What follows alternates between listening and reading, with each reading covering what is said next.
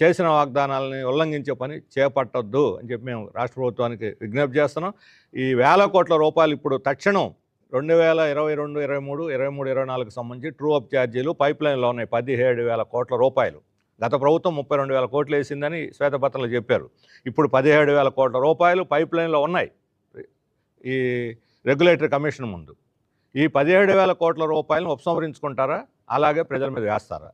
గత ప్రభుత్వం వేసింది, వాళ్ళు ఫలితం అనుభవించారు, ఆ పాపాన్ని వాళ్ళు అనుభవించారు.